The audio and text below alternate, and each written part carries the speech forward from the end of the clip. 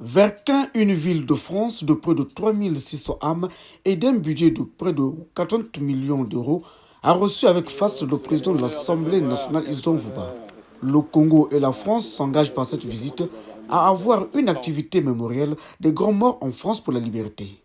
D'ailleurs, une stèle du général de Gaulle y est construite. Il me reste donc à reformuler mon vieux rêve,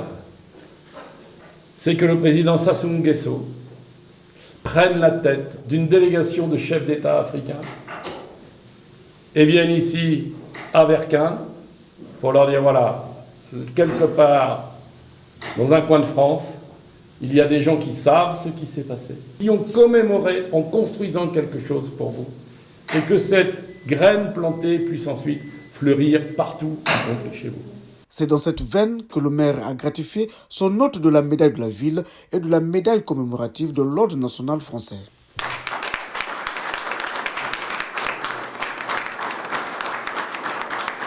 En me décernant aujourd'hui, ce 21 juillet 2023, ces distinctions honorifiques que je dédie au président Denis Sassou Nguesso, que vous connaissez,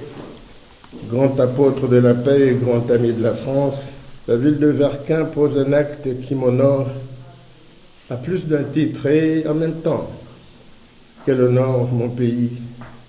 et qu'elle célèbre les valeurs de fraternité, d'égalité et de liberté chères à la France et à l'humanité. C'est dans le cadre de la commémoration du manifeste de Brazzaville et du SOS de Brazzaville lancé en octobre 1940 que cette stèle du général de Gaulle passant en revue les troupes françaises a été érigée. Le souvenir inoubliable du général de Gaulle, l'homme de Brazzaville, qui fit de la capitale du Congo la ville de la gloire de la France libre, restera pour toujours gravé sur le marbre de l'histoire de l'humanité.